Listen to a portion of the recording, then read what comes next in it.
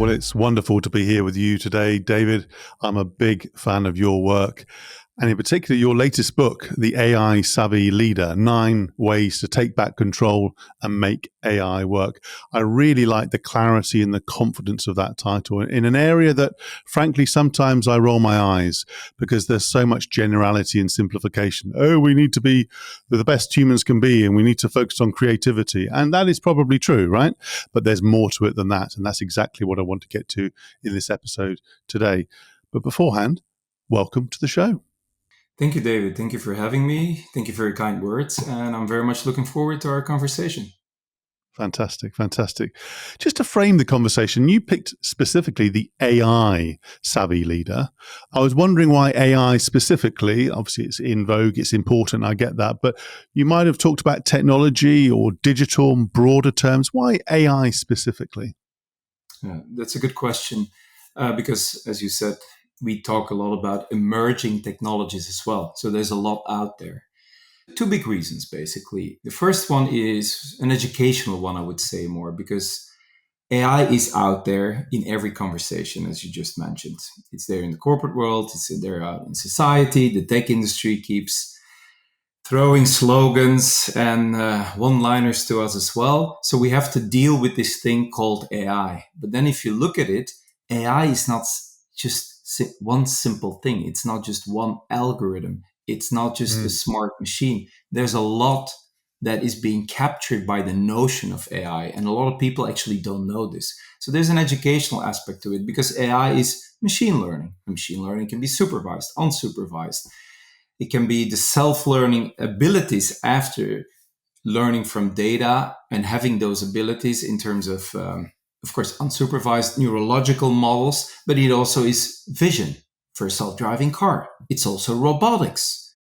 It's there's just so many of those applications that are taking place everywhere, and people need to be aware of this. And in a very simple way, AI is any technology that can be seen as smart because it seems intelligent. It seems intelligent because it seems to be able to make decisions. It seems to be able to communicate now since ChatGPT. It seems to be able to do what humans do, with the emphasis on seems, because it's a different type of intelligence.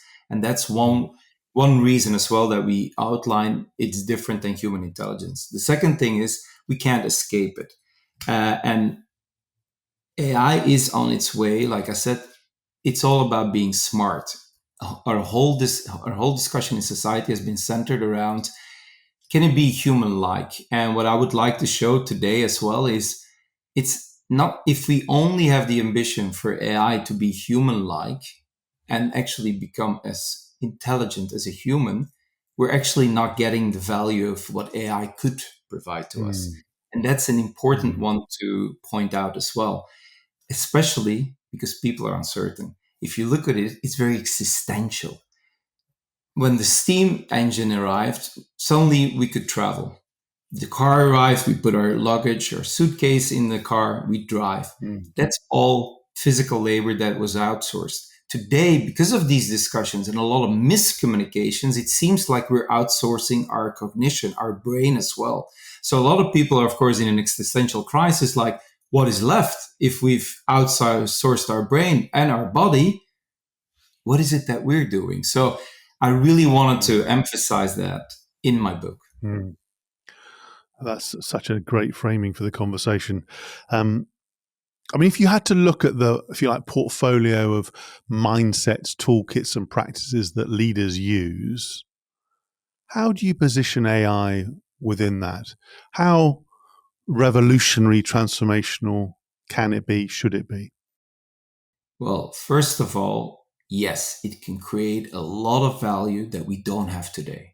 So you want to call it revolutionary? That's fine. I'm not going to go there. But unfortunately, the way leaders use the notion, the way they understand it, hence my title, AI Savvy, that's what you need to become, they've parked it in a way, and I'm calling it parked it in a way that it's just, their discussions are still limited to, is it going to take your job, yes or no? If you look at any headline of big newspapers, magazines, it's still focused on, is it going to get your job? And that Mm. is because business leaders think in terms of efficiency, productivity, hence a cost cutting framework. Whereas what I just mentioned is it has tremendous value in adding value, but I don't see the discussions on how does it add value. That's completely missing because they're stuck in a mindset of, wow, this technology is so overwhelming, it's almost magical thinking. They don't understand it and they think, oh, it will be better than a human being. So great, I can cut costs, but with costs, if only you look at cutting costs, you create what I call a zero sum game. It's either the human Yes. or the AI. And Yes. if you're stuck in that framework, you only focus on that. So if I say no, I want to push you out, start thinking about the added value, but added value means it's in collaborations with you. It's in collaboration with humans. It's about augmentation. It's not only about automation. And Yes. several reasons can be pointed out, which we're probably going to discuss, is it's overhyped. Tech companies need you to see it like this because they need to sell, they need investors. There's a whole dynamic that's going on. And unfortunately, and this is again the AI savviness, if our business leaders are not AI savvy enough, they can't move on in this discussion. And that's a problem for all of us. Yes, indeed. So, if you are one of those business leaders who's relatively early in the game, and in one of your confident moments wants to think of it more in terms of added value as opposed to efficiencies and so forth, where can they start? How do they get into it? How do they beyond how do they overcome the fear and sort of start making progress as opposed to being stuck or being stuck or fearful? Well, that's of course the reason why I wrote the book. And the first part of Mm. the title, AI savviness, is there. And you've mentioned a very important concept here, fear. So what you see today is that, okay, AI is thrown at you from every angle possible. You have to deal with this. As a business leader, you see like, oh, everyone is talking about it. It seems that it's able to provide a competitive edge, drive our innovation, and drive down costs. As a business person, I have to respond to that. So there's a sense Mm. of urgency. In fact, we Yes. can say the biggest risk today in business is not using AI. So, wow, that's a challenging task if you don't understand AI. It's, of course, there's fear. There's fear not only among employees because we keep talking about they're going to lose their job, also among leaders. What is it that I need to do? Because this is the conundrum that most business leaders today are faced with, is they have to bring in a type of technology that they don't know very well, but at the same time they're already asked to adjust to it and make sure it becomes a value creator. Mm. That's a big task, especially if you don't have the time to adjust because sense of urgency. And where do they start, to your point? Where Mm. do they start? So this is why I wrote this book, in terms of like, what is it that you need to know about AI so you can be that AI savvy leader that is able to bring AI into how your company works and create value in collaboration with your human workforce, because that's a reality. Humans are not going to go anywhere in the next few decades. So for all of us of our generations, I always say in my classes, don't worry, you're going to still have to work with humans. So what's your task going to be? Make sure those humans work with that AI that you just paid for. Yes. So they Yes. have. So those are two things. So I can elaborate on what does AI savviness mean here. Yes. Go on, please. So, yeah. Go on. So because a lot of people ask me, so this happened in my classes a few years ago as well, in my executive education classes, and this motivated me even more to write this book. Is, Professor, great leadership class, but you know what? That's the past. I had to work with humans. Now I have to work with this technology. Why care about interpersonal skills? Well, I said, like, look, I'm not going to tell you right away. It matters, and it matters big time, because we're entering a feeling economy where human intelligence and certain skills will actually be the biggest part of your salary, how you're going to be rewarded.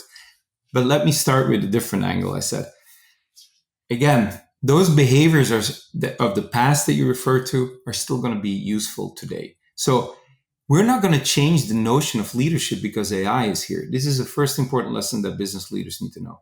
Mm. What you need to understand is that the behaviors that you were successful with in motivating, empowering your workforce are still going to be there. But now with AI as a coworker, how are you going to create? How are you going to empower? How are you going to motivate? And make sure that AI is used the way it should be used to solve your business problems. Mm. And that's how you're going to be evaluated. So humans and AI are basically are going to be collaborating. You see, interpersonal skills and collaboration are already important. Yes. Now, once you understand that this is how we're going to evaluate leaders today, still show those leadership behaviors, but now leveraging the value of AI, then you can see like, okay, I need to bring apparently tech experts and business experts together in my company. Right. Yes. Yep. And that's where we see the failure. So I see this in so many companies. 70% of their tech budget goes to the adoption of AI itself.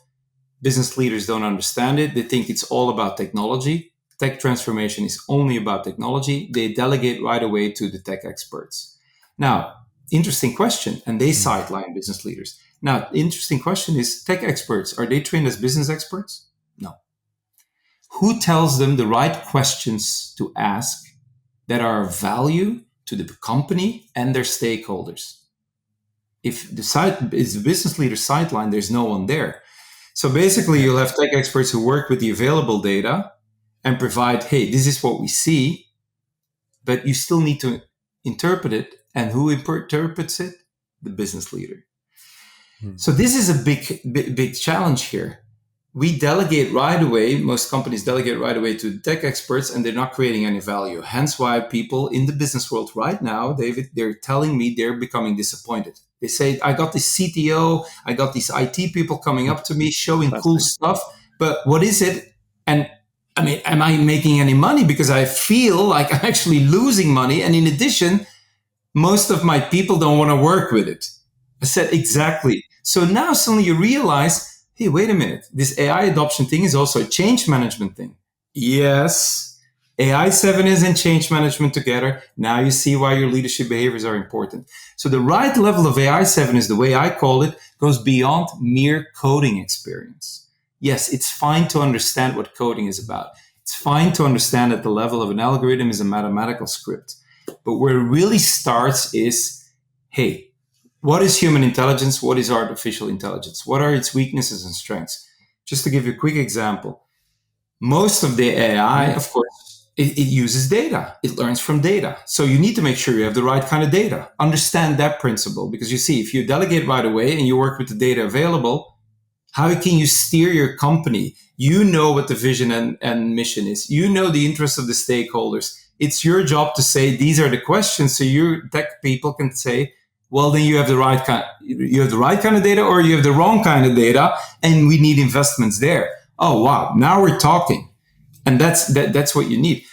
So, but just to show you, I always tell them the simple question to start with business people is, okay, this AI, how do you see that it can be useful for your company in your industry? A very simple question.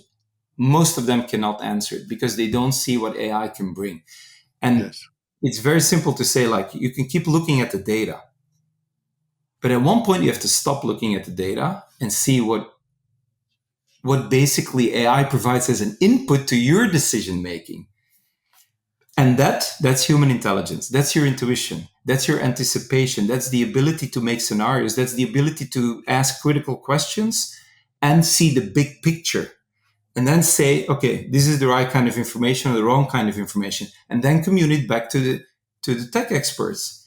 That means understand the limitations of an AI, because AI is not an active participant in any of this. You need to steer it.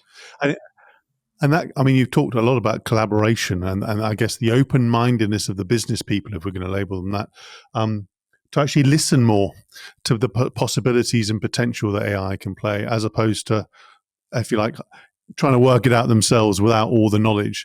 But it links on to another question and a topic that I've seen in companies I've advised and worked with, which is sometimes there can be over-dependence, the tech people, as you call them, the CTO, the guru, and then the new chief AI officer, and or partnerships with AI companies who sort of have a black box even before you got into the AI.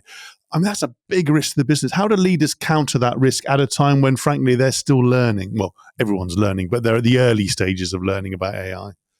Yeah.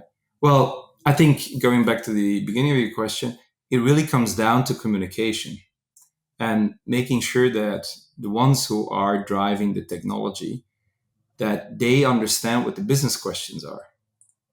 From then on, you can start delegating. Look, as a business expert, Yeah. I don't want you to be the CEO who steps up in front of the whole company and says, you know what, I talked to IT. I will now explain what AI means. You don't need to have that level either. Mm. You're basically leaders facilitate. And in this case, with AI adoption, business leaders are facilitators and mediators creating the right conditions for tech experts and business experts to work together. So there's a lot of behind the That's a great way scenes. to put it. You Yeah. don't need to be up front on the stage and say, well, I'm going to show off now also my AI knowledge. That definitely not. No, because I've seen that go wrong several times. Yeah, And I have also too. it frustrates CTOs as well and everyone in the tech department. So don't do it. But you need to be that narrator. So your AI savviness makes that you are the narrator to bring both camps together. Because as you know, you've had that experience as well. There's so many silos. So you have to tear it down. This is the interpersonal connection, the skill that you need. This is where your soft skills as a leader come in, which is normal human leadership behavior. But again, yes, you have to learn about it, but you learn on the job. The listening is important. The listening is an attitude that the whole company will need to use when AI comes in, because as you know, no AI model is perfect from the beginning. So you need feedback all the time. So leaders need to create flat communication cultures so that right away, if something goes wrong, and you need to create that psychological safety as a leader as well, saying it's fine.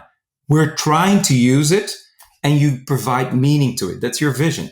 AI needs to be part of your vision so that you provide meaning to everyone who has to use it. And that's where you need your savviness, that you understand that AI is not a participant in our society. I have this study where I have a car parked in front of a house. That's a real car. But you can see through the window in the living room, the typical English house, and you see a toy car there. If you tell AI, pick up the car, it doesn't know which car. But if I tell you, David, pick up the car, you know, I'm picking up the toy car. I'm not picking. So they're not an active participant in the society, in the business that we're creating. So this is, if you start understanding that and understanding the fact as well that no AI, that how magical it looks like it developed in the lab is the one you're going to use in business, because once you bring it to business where there are different stakeholders, your risk management goes up exponentially. So at best, the human stays in the loop, which is supervised machine learning. See, if you have that kind of savviness, then you can go back and to tech experts say, look, these are our questions. These are the parties we have to take into account. That's why privacy is important. And I understand AI is not a magic here. It's a tool. So tell me which AI you're going to buy and how are you going to get to these questions and answer them. Suddenly a tech expert will say, oh, thanks for the guidance. On the other hand, to your employees, you'll say, look, the human is in the loop. I understand what that means because we're bringing in a data management, data analytics for the purpose of these jobs. And we create a feedback culture because together we have to see where AI can bring value. So I am fine with understanding there are pilot stages here. There's experimentation here, but we collaborate together. I have not heard business leaders talk like this because they like their basic understanding. But as you can see, it's about providing a lot of meaning and building that culture where you can test AI in relationship to your workforce where it can be used. And the final thing that I always say to business leaders is you also need to remember where to use it and ask yourself the question where you don't want to use it, because those are your values as your company. That's such a powerful manifesto for any business leader to listen to.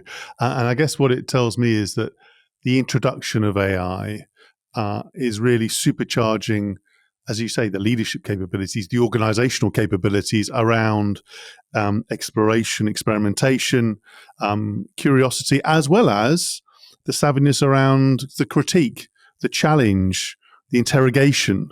It's a greater sophistication because it's one thing to, if you like, apply AI as a point solution to a point issue. It's quite another for it to be power, like the engine, to use your car analogy, the engine of the organization. And as you said, it means you have to know when to not use it, which is often heretical. The sort of the stop conversation, the no conversation that leaders shy away from. I mean, that's quite a big shift, right?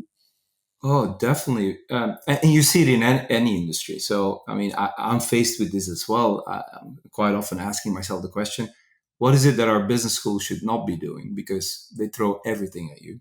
So it's the same challenge. But again, what is really important here is that you as a business leader understand, and that's what the book tries to say, is the biggest challenge for business leaders today is really trying to find an alignment between your AI comprehension, the level that you need, and your organizational purpose. And that's your responsibility. And I want to say very clearly, you cannot delegate that responsibility. Business leaders today, mind my words, you cannot. You can delegate at the point that you've made clear the meaning, the purpose of AI, which implies asking those questions that we discussed, and being the narrator that makes sense of AI for both parties, tech and business experts, and bring them together. Then, only then, you definitely delegate, because tech experts are there for the execution. So you don't need to be involved. And that's what many people get wrong. They think like, but then I have to be involved. Like, I mean, implementing it means I understand what the AI does in terms of the code. I understand what large language models are doing. And for the next 3 years, I need to know which new models are going to be there. No, you don't. You need to understand, again, something educational that I put in the book is you need to understand that everything with AI that experts will work with is an input to your decision making as a business leader, but hopefully an informed business leader, both in terms of why you have AI, but especially so in what you're trying to achieve with your company. Yes. Well, let's take that theme then, and let's think of a board meeting or an executive committee meeting. And the group of people assembled are making some important, decisions, complex decisions. In a nutshell, where should AI play a role as a co-worker or a teammate in that specific setting? How far should it go? Well, I mean, you've chosen the example that is where AI knowledge is most pregnant. I would say the boards. They're actually the ones who know the least at the moment and really need to be educated quickly. And you can understand, because most board members, when they were educated, the curriculum didn't have anything about technology, business, sustainability, nothing. They have to learn on the go, to say so. And also, as we know, each board member relies on their own networks. They're not necessarily the most collaborative bunch of people. So it's not an easy thing. But on the other hand, they're extremely crucial in today's AI era, because it's all about governance. How do you use the AI as your company? And do we have the right kind of leadership to lead that AI adoption? So they need to know more than anything about, they need to have that AI savviness. So I advise boards, and where I usually start is really, so for example, it's all about lifelong learning, we will say. But then it's like, okay, how do we start? So I have a two-hour seminar for them. For example, the first hour is simply about AI savviness. Like, look, this is what AI can. I show it. This is what AI can't. The failures, for example, like I said, it's not an active participant. It does shortcut learning. So, for example, I show the planet Uranus, and I ask ChatGPT to produce it, and it comes back with a planet that's farting. Yeah, okay. There's a problem there, because it's not the semantics. They don't understand the semantics of this. So just to understand that you play an important role here in translating, again, that AI to your problems. So again, the biggest tasks, again, for a board member or a business leader is still to be extremely clear and have the communicative abilities to make complex business situations simple. What the right kind of questions are. Because questions are crucial. And I'm going to use, David, the example of ChatGPT here. so that everyone understands right away why human intelligence is important and why the questioning and listening is important. If you look at ChatGPT, people are wowed by it. It's magic, but it's still probabilistic because it's predicting the next word in sequence, but it's amazing and Yes. it's perfect at impression management. Now, two things here. A human still asks the question and a human still interprets what is generated. Yes. Yeah. So AI is a tool, which is really interesting now. The only thing that has really changed is that before AI, before ChatGPT, we generated content and we worked with that content right away. Now that has been automated if we ask the right kind of questions. You ask the right kind of question, AI provides you the input that you're going to work with, but you have to interpret with. In education, I'd explain to my faculty, look, you used to grade an essay, and an essay is actually an input because they generated students. Now, I could say, I don't care who generated it, ChatGPT or the student, because that's not what I'm going to grade you on. I'm going to grade you on whether the content that is there now, whether you can turn it into knowledge that's relevant to solving this specific business question. Whoa, what do you mean? Oh, transition from content to knowledge. That's what we're doing now. Same thing in business. You ask the right kind of business questions, you simplify the complexity. We have the content. Well, then it's up to your job. Can we use that information? Yes, great. You upscale and you go faster. No, you may just make the decision what we said. Well, we're not using AI clearly for those examples. And in addition, for boards, it's then the governance. Has it been vetted? Has it been verified? Because hallucinations are there. And is it relevant for your industry and for a company? Yeah. Do you see a role keeping going on this board and execo setting, because it's one I work in a lot? Can you see a role for AI actually being a contributor to a decision? For example, synthesizing, interpreting what's been said in the room, questions being posed, equivalent to a chat GPT by board members trying to get an answer. I know there's lots of questions and issues around confidentiality and so forth, but the point is there's a role for them in terms of how AI is used and adopted in the organization. And you talked eloquently about that. I'm also interested in how it could be a contributor, content contributor to decisions. And there's an example from many, many years ago, which I don't know whether it's real or mystical, of a board member being an AI algorithm for a fund manager. Now, I actually think it was real. I tested this, but that was very specific because it was around portfolio management, and you can see an optimization sort of input from AI. But beyond that, do you get where I'm coming from? Which is, how far could it go in being a real sort of board member with content and perspectives that can contribute? Well, I mean, I think it's an important question that we already need to ask because, I mean, as you know, for years already, and especially in Asia, because, you know, in Asia, they're more willing to experiment very quickly. So I've seen several examples. I worked several years and lived in Asia as well. So they already have several of their startups. They put AI as a board member. The New York Times not too long ago asked, can AI be the next new CEO? Well, some Chinese companies have algorithms as CEO in their companies that they launched in Meta. I mean, you see, this has a certain mindset, a mindset of, oh, AI is actually at the level that it's human-like, but it's faster and more accurate. So it's probably going to be more fair. So why not? And that's just a missed opportunity. Allow me to come back to that later. But answering directly your question is, so I don't agree that at this moment, again, simply because of the increase of risk management and everything that comes along when you bring AI into a company, because you're dealing with stakeholders, you're dealing with society, it cannot be awarded the same status as an actual human board member. It is what it is. It's a tool that is assisting you. Now, boards need to find the right ways on how to use it. So the best thing, I mean, you know this as well.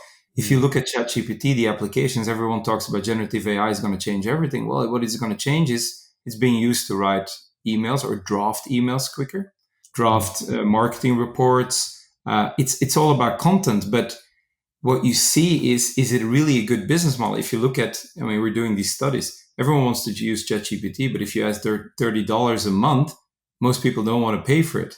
So it's also interesting to see, like, we're not really The business model doesn't work at the moment. It's simply because people say like, it's fun, it's cool, it's so magical. But at the end of the day, Yeah. people are aware you do need to verify. So again, to your point as well, it's great for specific problems. Let them do it. But making these decisions at this moment, I just feel you cannot have any responsibility put with an AI because we don't even have the legal Mm. frameworks for it. And also, I mean, this is recent. It Yeah. happened in the UK as well. If you look at riders, for example, of course, the obvious industry where it's affecting, it starts with, hey, this is a headline. Humans come up with, this should be the headline. And this should be the structure of the article. ChatGPT can generate this. Now, after a Yes. while, some smart companies started thinking, hey, you know what? Maybe let's take out the structure and the setup. A human doesn't need to provide only the title. Oh, ChatGPT still provided decent context. So they said, okay, let's fire all these people. Now, it turns out, as we all know, ChatGPT does have a kind of a formal way of communicating. And of course, because it's all data driven of everything that's out there, and the human touch may be missing. And especially when you bring in audio and video, because then you'll see if you create something like that, you see the human faces in those videos are completely morphed. I mean, it's not accurate. So what happened? All these people who were fired, they're now being hired by other companies to edit the text that the companies who have Yeah. automated it Classic. to make it look more Yeah. human. Classic. Exactly. We've seen this before.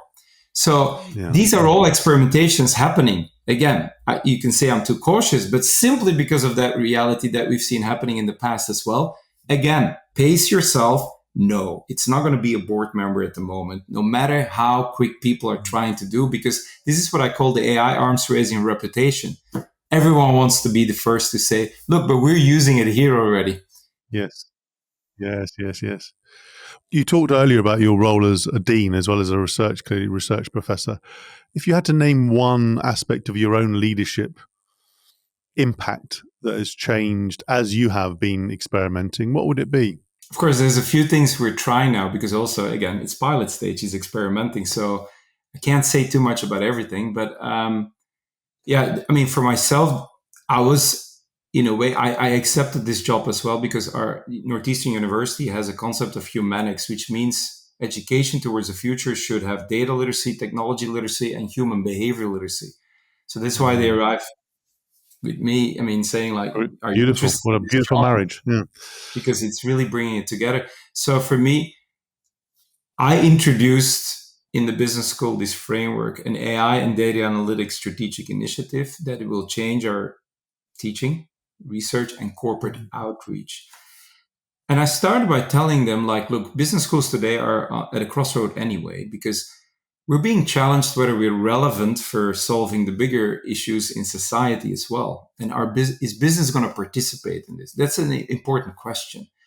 Yeah. So looking at it from that angle, we need to create, and this is our newest mission, create socially responsible business leaders of the world who have different perspectives, who can work, navigate, and create, be the entrepreneur and innovate in a tech-driven environment. So that's really the new Great. mission that we have.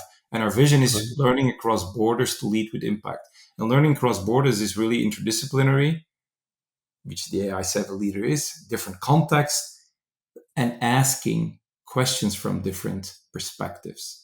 If you can do this, you'll have the confidence and you'll have the impact to lead with that impact. And That's a very big shift for a business school and some of the professors within it who often focus on very narrow, understandably, but narrow topics and don't collaborate. In other business schools, of course, not your own.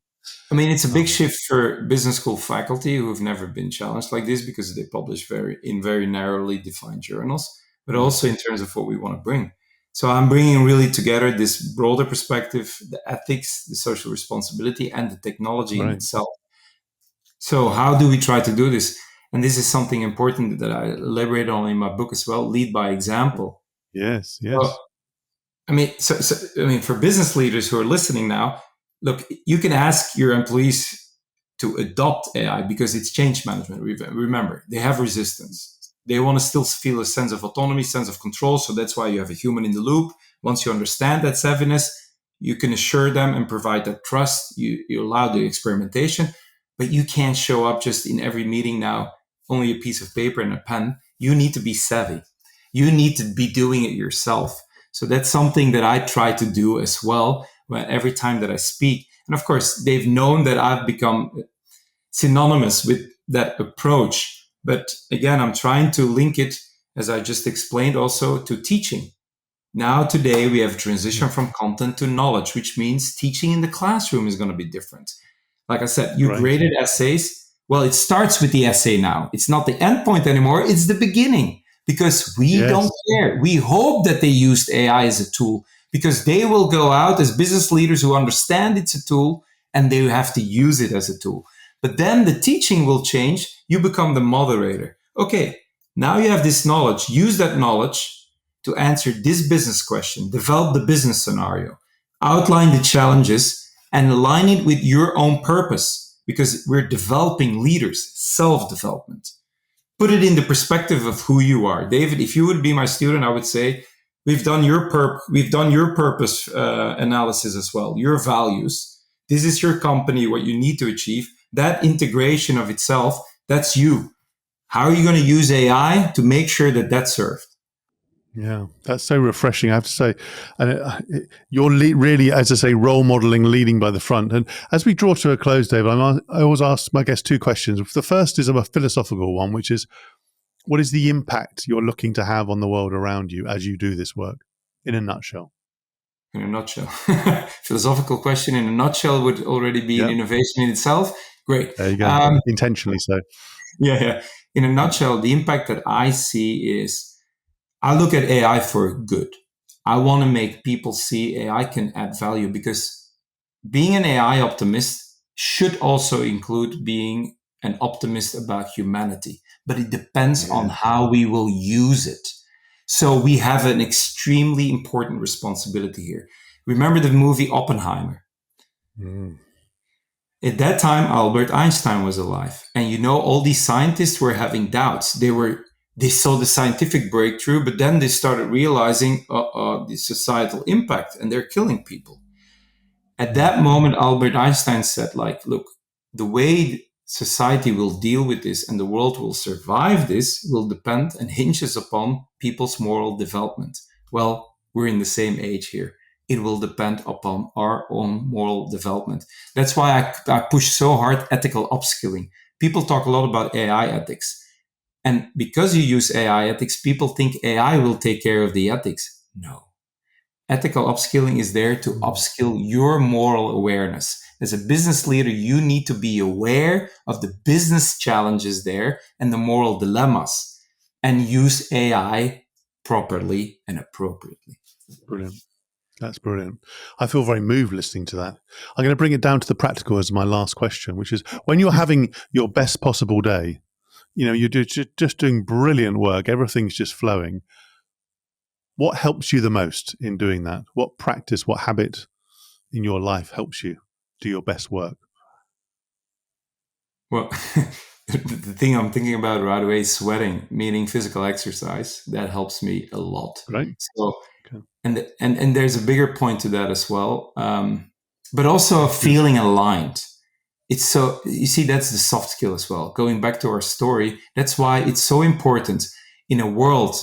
And I advocate this in my own business school. So I'm very big on work-life balance, but then there's much discussion about, work and life always in balance is not possible. No, and technology is going to make sure that that work is in your life all the time. But our research found, if you can keep doing in that busy moment things that are human, and means like social connections, take care of your connections at work, that you meet people, that you go for a coffee, have a habit, feel you're human, like running, exercise, your hobby, that helps you to be more effective dealing with AI. Literally. I mean, because those are, again, your humanity. So if we want to be very effective in using AI as a tool, you need to preserve and empower that humanity aspect. And you can do this in interaction, but you're responsible for this yourself. Do things that make you feel alive. I know it sounds cheesy, but that is make you feel alive as a human being will help you because you have the sense of autonomy, the sense of control, the sense of experience in eventually putting AI to value. And that's how I try to do my job with everything, basically. Fantastic. What a rallying cry at the end there. I mean, that's fantastic. That's very, very uplifting. I love it. I love it. I need to go and do some exercise myself. So thank you for that. Where can people find out more about your brilliant work, David? Where can they go online to find you? Connect with me on LinkedIn because I post quite a lot of our research, always in line with this framework. And then my personal website, everything is updated there all the time, which is www.daviddecremer, one word, .com. You'll find any news item that you want to see. That was a fantastic conversation. That's really stimulating, enriching. It moved me at times. And I love how you call out some of the myths and really sort of focus on what we really need to do as business leaders and as people, as humans, to tap into the opportunity and make AI for good, as you said. Thank you ever so much for the conversation. That was another edition of Lancefield on the Line. I do hope you enjoyed this episode as much as I did. Please do check out the other episodes in the series. Sign up to the YouTube channel, to the podcast. Give us a nice rating. And David, thank you ever so much again. Thank you, David, for having me. I enjoyed the conversation. Thank you.